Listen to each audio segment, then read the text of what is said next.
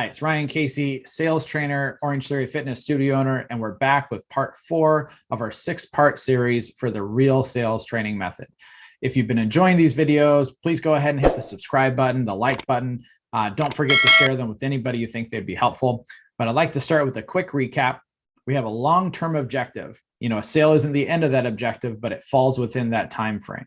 Second is we've built a relationship of trust with our customer and showed them we care about their best interests, not just making a sale. And third, we learned what our clients want, what they need, and what fears might be holding them back through asking great questions. Now we are at the next step, and that is educating your client. Now, most people would consider this step the sales part or the pitch, the spiel, the presentation, whatever you want to call it. A big mistake salespeople make is they say the same thing to everyone. They're pitching instead of educating their clients. Your clients don't all have the same problem. Even if they do have the same problem, it affects them in different ways. Clients don't describe their problems, their needs, or their goals in the exact same way either. But all too often, a salesperson says the same thing about their product or service to everybody. It works the same for saying the same thing to each kid on why they should do their homework. People are different. Kids are different. All their goals, their needs, their wants, their concerns, and just the way they were internally wired is different. So why are we responding to them all the same? So the whole point of asking questions is to find out the specific information about that client. If you're not going to use that specific information, then you're defeating the purpose of that whole last step. So clients need to know about whatever it is you're selling, but they generally don't want to hear about everything. They want to hear about the part that caters to their needs.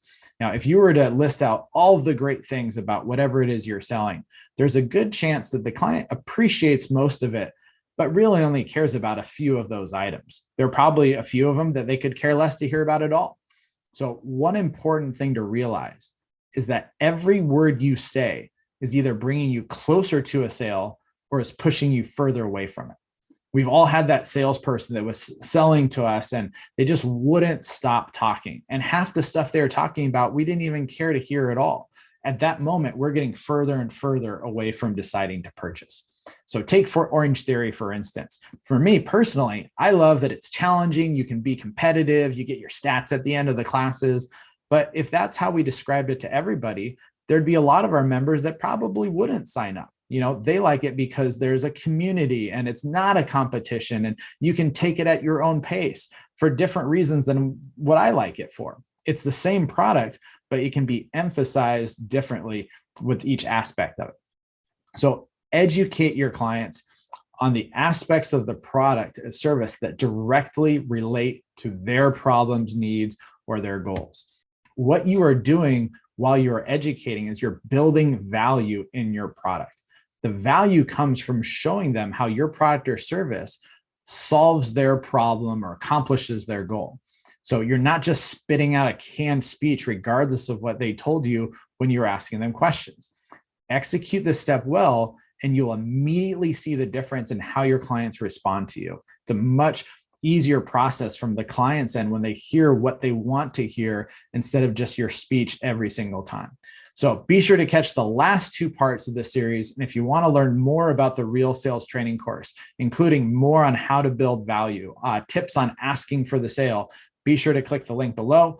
On the next video, I will be talking about handling objections and why you shouldn't do it.